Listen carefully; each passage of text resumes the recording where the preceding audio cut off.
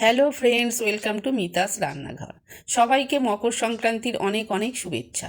পিঠে পার্বণ মানেই তো নতুন চালের গুঁড়ো আর গুড়ের মিষ্টি গন্ধ। আর এই উৎসব অসম্পূর্ণ থেকে যায় যদি পাতে না থাকে গরম গরম সরু চাকলি। খুব সহজ পদ্ধতিতে কিভাবে একদম নিখুঁত সরু চাকলি বানানো যায় আর সেটাই দেখাবো আপনাদের। ভিডিওটা শেষ পর্যন্ত দেখতে থাকুন। এখানে আমি 300 গ্রাম গোবিন্দভোগ চাল আর 150 গ্রাম বিউলির ডাল সারা রাত ভিজিয়ে রেখেছিলাম। এখন মিক্সার জারে অল্প করে চাল আর ডাল দিয়ে দিচ্ছি, সাথে দিচ্ছি সামান্য জল যাতে বাটাটা একদম মিহি হয়।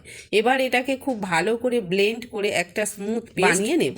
মনে রাখবেন, পেস্ট যত মসৃণ হবে সরু চাকলি ততটাই পাতলা আর নরম হবে। এই ব্যাটার আমাদের তৈরি। এর মধ্যে আমি আরও 2 কাপ জল ও 1 চামচ লবণ দিয়ে ভালো করে মিশিয়ে নিয়েছি। এবার কড়াইতে সরু চাকলি ভাজার পালা। আমি একদম ট্র্যাডিশনাল পদ্ধতিতে একটা বেগুনের বোটা দিয়ে পুরো কড়াইতে হালকা করে তেল ভুলিয়ে নিচ্ছি, এতে পিঠেটা লেগে যাবে না। কড়াই গরম হলে 1 হাতা ব্যাটার ঠিক মাঝখানে দিয়ে হাত দিয়ে কড়াটা ঘুরিয়ে ঘুরিয়ে ছড়িয়ে দিচ্ছি। মাঝারি আঁচে কয়েক সেকেন্ড ঢাকা দিয়ে রেখে দেব। কয়েক সেকেন্ডের মধ্যেই যখন পিঠেটা হয়ে আসবে তখন আমি এটাকে সুন্দর করে ভাঁজ করে একদম ত্রিভুজের মতো আকার দিয়ে দেব।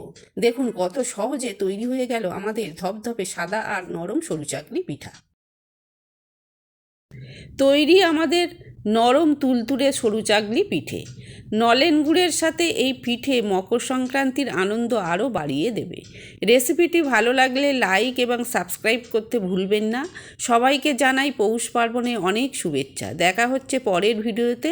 ভালো থাকবেন, সুস্থ থাকবেন। ধন্যবাদ।